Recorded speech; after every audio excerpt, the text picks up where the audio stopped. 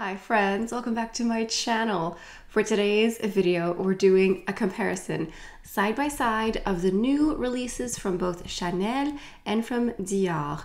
Both of these brands have come out with competing products from bronzers to eyeshadow. So we're going to do a side by side comparison, a sort of a battle royale for our money. But before we go any further, let's take a second to grab our iced coffee or a hot coffee. Let's take a sip and let's get started. We will go ahead with the bronzer category. I'm going to include timestamps. If you're here for bronzers or for eyeshadows, you can go ahead and scale that around. So bronzers first. Now this one here from Chanel is called the Libre Healthy Glow Sun-Kissed Powder. I have the shade Medium Rose Gold. Now in my opinion, the name Medium Rose Gold is related to the blush in the palette here. This is a highlighter, bronzer, and blush palette. I like to swirl my brush into both of these for the bronzer part and then apply the blush. This is 95 USD plus tax. There are 5 shades available, so there are 5 separate palettes. They all have different names. They're all incredibly confusing. Like there's a light coral, medium coral, and I truly believe it's related to the blush more than anything else because the bronzers in the palettes, 4 of them look incredibly close to each other except for the deepest one.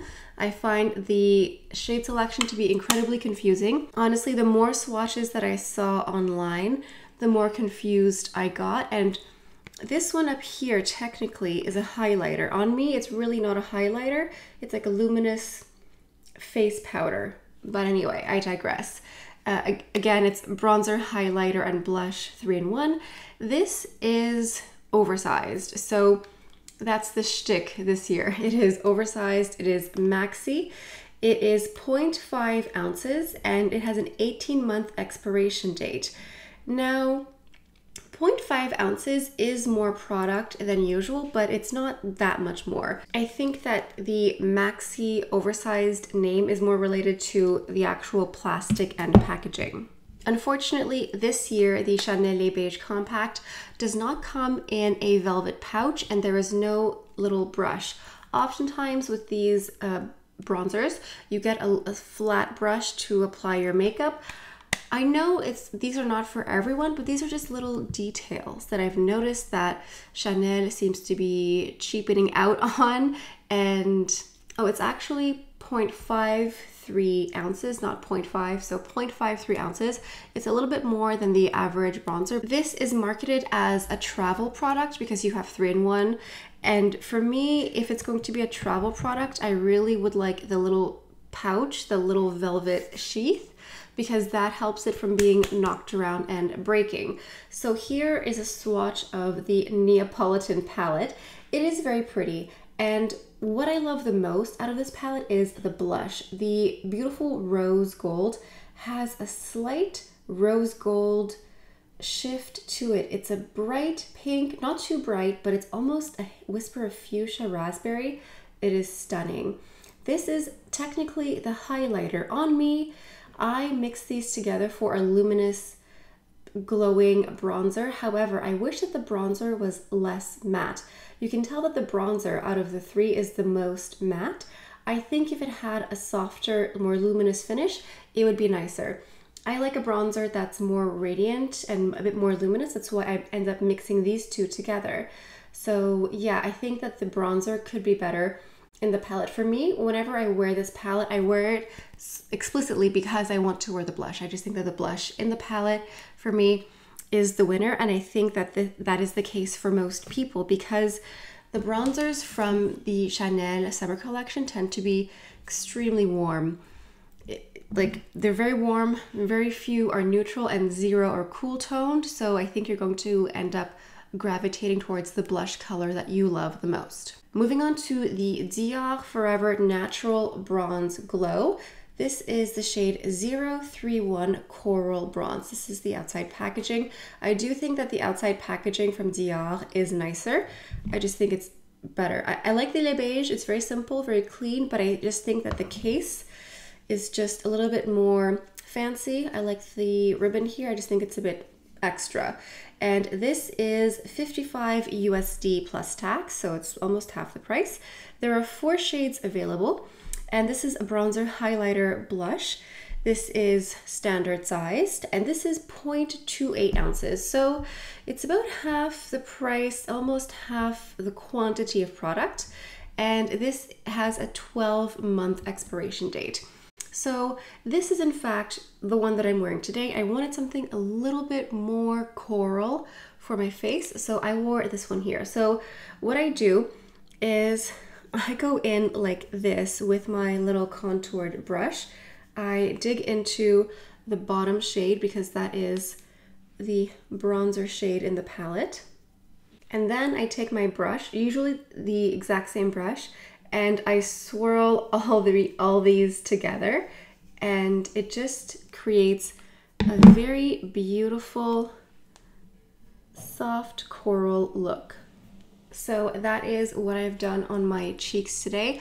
I'm not wearing any additional blush or highlighter. It's just all of that swirled together. So we can see this here. This is also a warmer palette as well. Although you do see over here, this is strictly the bronzer and this is the highlighter and blush category. I picked two opposite blushes because I wanted some variety in my summer collection. I tend to prefer standard sized bronzer or complexion products, although if you're going to sort of target certain stripes, it is a little bit more precarious with a standard size. I do pay more attention because I don't always want to swirl everything together right away. One thing that is nice about the oversized palette is that you can more easily target one stripe at a time. That is something that I've noticed. As far as the textures go, I think they're both pretty silky. I think maybe the Chanel bronzer is a whisper more silky. Just comparing them like this, it feels a little bit different, just a little bit softer, but I do always mix the highlighter and bronzer together from Chanel to get that luminous glow. So it really is up to you. Do you like an oversized bronzer? For me personally, it's sort of a neutral point. Like it is not a selling point at all for me. Seeing oversized bronzers, I know my collection, I know myself. I cannot physically use up all of this product within the expiration date, but I don't know. I have both. I like both. I personally went with a coral and a rose specifically to get the best of both worlds. In the one from Dior, you also have some pinks as well. So it's up to you. Because I chose different blushes, I use these for different looks altogether. If I want something a little bit warmer and more coral, I go for Dior. If I want something a little bit more pink, I go for Chanel. And that's how I made my purchases. Overall, I think they're both nice, but if I was going to travel, I think I would go for Dior for the summer because it's smaller. This is just, it takes up so much more room. And this one also does not have a pouch. This also did not come with a sheath. It also doesn't come with a little brush, which I think would be nice. But one thing that's nice is that the top of the case is fabric. Like you can tell it's hard plastic underneath, but there's a little bit of cushion, which just makes me think that it would sort of absorb shock a little bit more if it's getting knocked around. Anyway, that is bronzers. Let's move on to the eyeshadows. This is very exciting. So both companies this year decided to reformulate their eyeshadow singles, I should say. So their single eyeshadows have existed before in the brands respectively. This year they have done each individually reformulations, and each one we have seen previous shades revisited with a new formula and also brand new shades altogether. So for Chanel, we have the Ombre Essentielle, which means essential shadow, and there are 3 finishes. There's a satin, matte, and metallic. These retail at $40 USD plus tax. Now, one thing that I have to note that I got wrong in my previous video, and I have to apologize, I'm very sorry. There is a a variance in the amount of product depending on the shadow, which I thought was confusing. I just picked one up and I looked at the weight and it was different, but apparently it literally just depends on the shadow. It appears to depend on the finish. So the amount of product you get varies. Satin and metallic finish shadows have 1.9 grams of product, which is less than the previous formula. However, matte finish eyeshadows have 2.2 grams of product. So again, satin and metallic have 1.9 grams, whereas matte has 2.2 grams. And 2.2 is a little bit more than the previous version, but that's only for matte. So there's that. I got that wrong last time. I must have just picked up the metallic and I saw 1.9 and I thought that's less than before. So it depends. It depends on the one that you get, because I believe the previous version had 2. So you may get a little bit less or a little bit more depending on the finish. Now you know. And it has 18 months of use. Basically, once you open it up, you are meant to use it up within 18 months. Chanel has 14 shades available. 2 of them are previous incarnations revisited, with one shade that's a topper shade. So this one here is very interesting. Let me go ahead and do some swatch comparisons here. I have 236 Brun Talpa, which is one of the previous ones. This is a satin finish. So this is what the shadow looks like. This is a gorgeous one and done color. You can apply some mascara and some liner. I think this is maybe a little bit softer, but it's a little bit taupey. It's just incredibly pretty, very easy to use. Again, this one is a satin finish. The next up here, this is the individual topper shade. This is number 220 Blanc Perle, which is like white pearl. This is also a satin. This one, regardless of what I try here on camera, I cannot do it justice on camera. Those of you who own it in person, please testify in the comments. It is the most gorgeous topper shift pearlescent color. It is really pretty on its own. However, you can wear it on top of literally anything to transform it. I'm going to try to build it up a lot here to see if I can do it justice, but it has a gorgeous pinky pearlescent silver green shift. It is stunning. I wear it on its own. I wear it literally with any color. It transforms anything into something else, which I love. And then we have the 232 Lila Poudré, which is a powdery lilac. And this one is a matte. This one is gorgeous, incredibly popular. If you like purple, if you like lilac, you would like this one here. So this one again is matte. Definitely cool toned, very, very pretty. That's what this gorgeous lilac color looks like. And last but not least, in the metallic category, we have 222 Jade Facette, this beautiful jade color here.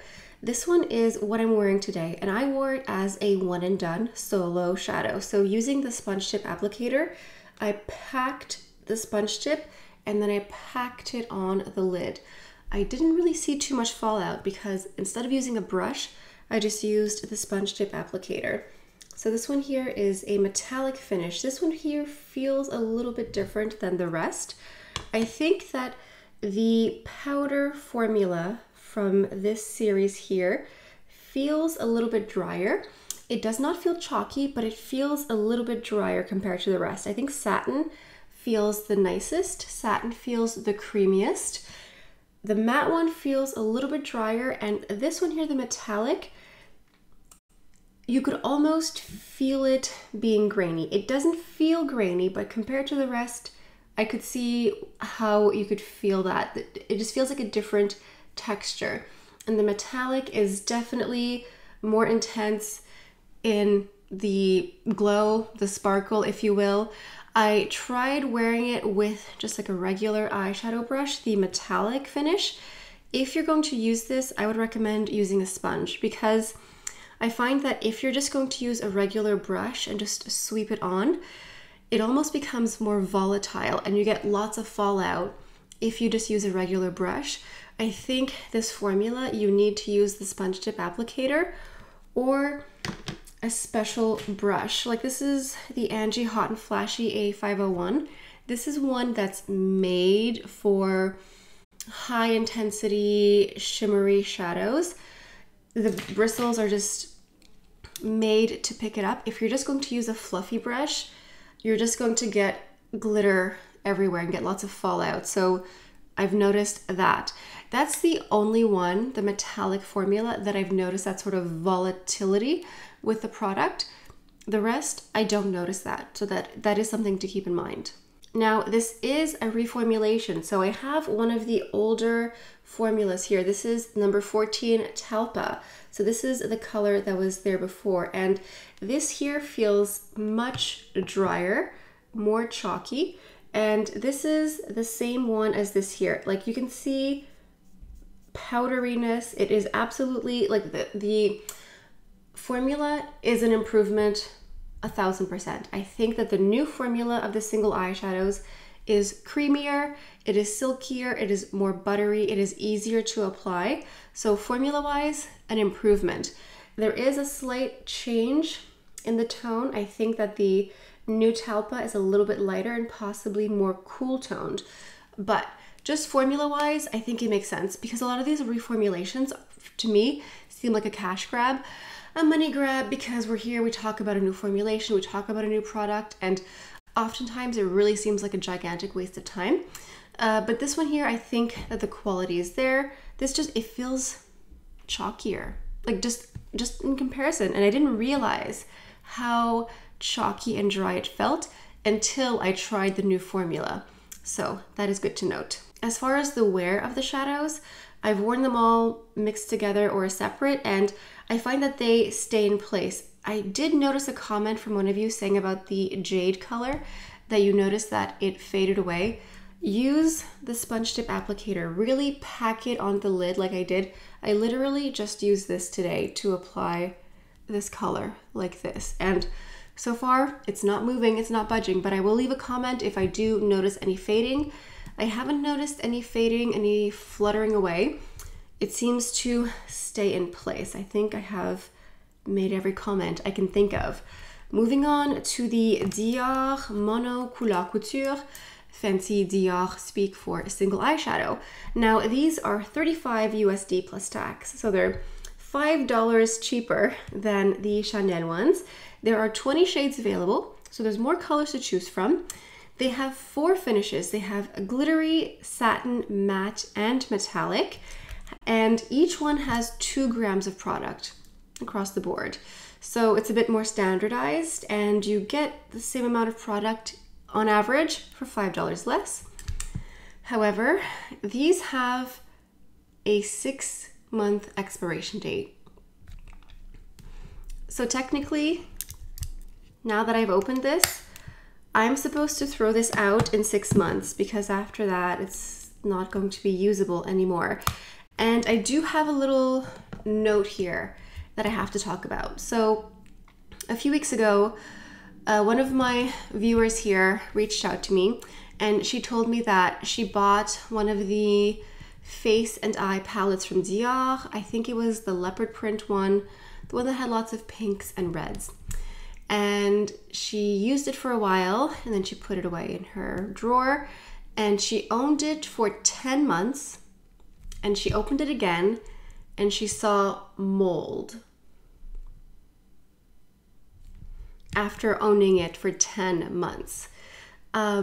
This viewer has requested to remain anonymous, so I will respect her privacy.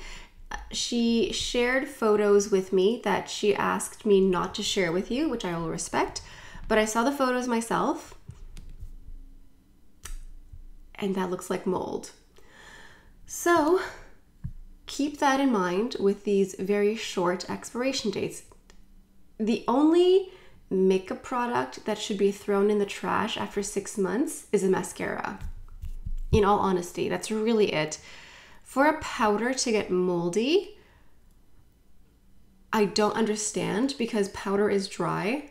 You know, like if if something is wet, like a mascara or a cream, a liquid, those things perish quicker because there's liquid, there's chance for bacteria, all that stuff. But a powder,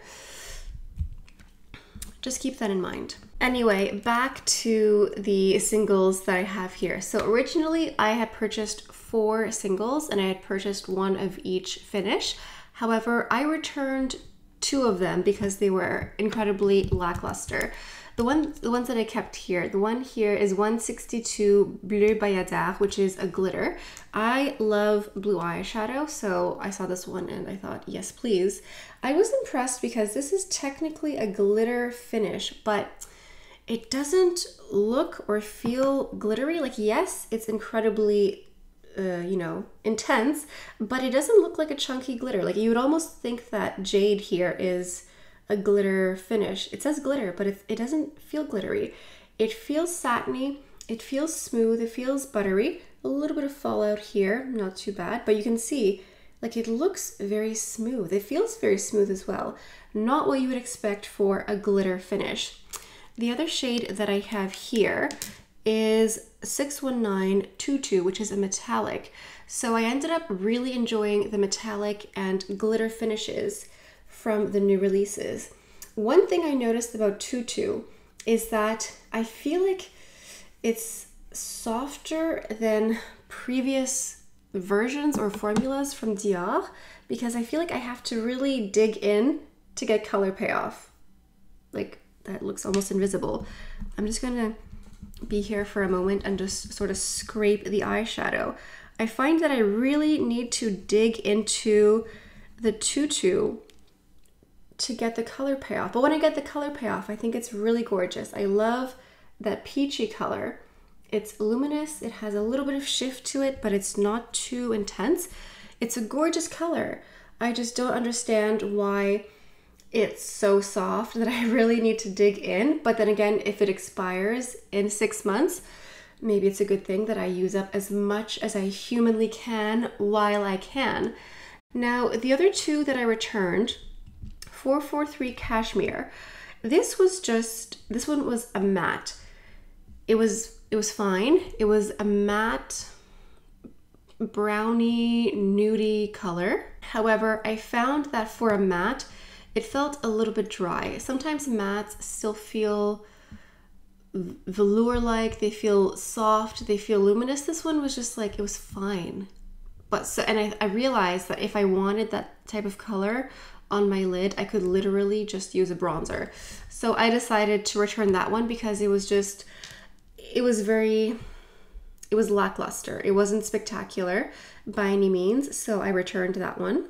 And then I also sadly returned the shade 240 Denim, which was a satin finish. I love blue, I love anything blue eyeshadow, that's why I got denim. And as a satin, I found it to be incredibly lackluster. Like, single eyeshadows should be one and done. This one here, I really had to dig, but like, I really had to dig to get any color payoff, and it just wasn't there. Regardless of how much I was scraping, I just couldn't get the color payoff. And this one, I did find that it faded. It just wasn't there for me. It was fine, but at that price, at the name, at the brand, I returned it, which was fine. It was very seamless. I made a phone call and then I did the online thing. So it was it was a bit of a mixed bag. I was really disappointed with the finish from the satin and matte formulas. They just weren't great. And especially for satin, I would expect satin to be luminous and to have a little bit of a shift, and it was just way too soft. It seems as though with a lot of these eyeshadows here, the new formulas, it's like they're going back to a softer and softer eye makeup look.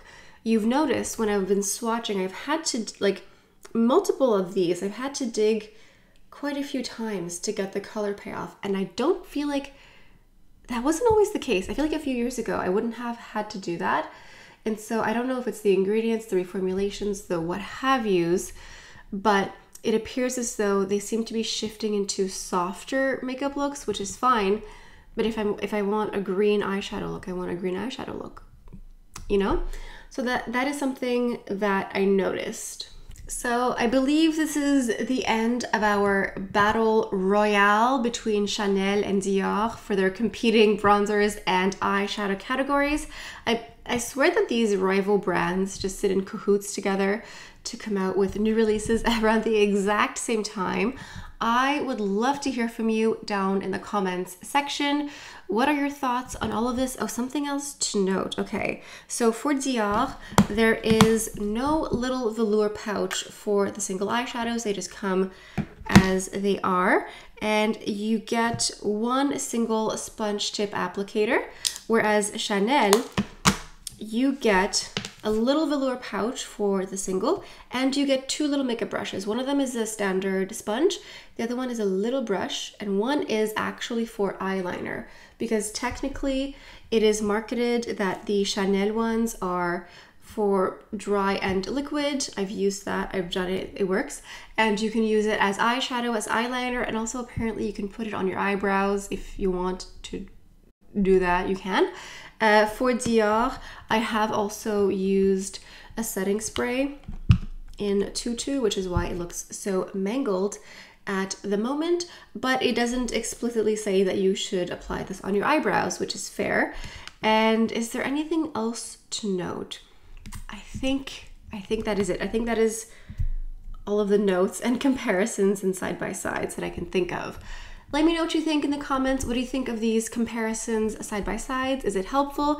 I thought it would be helpful because there's just so much new at the same time, and not everyone is going to buy everything everywhere all at once. So I thought it would be helpful as a guide for you shopping at home. If you're not subscribed to my channel, you are greatly missing out. I do tons of reviews, tons of tutorials, and you should probably just subscribe. You're going to miss out on a lot. If you've made it to the end of today's video, maybe leave a green emoji in honor of my jade green eyeshadow. Please go ahead and do that.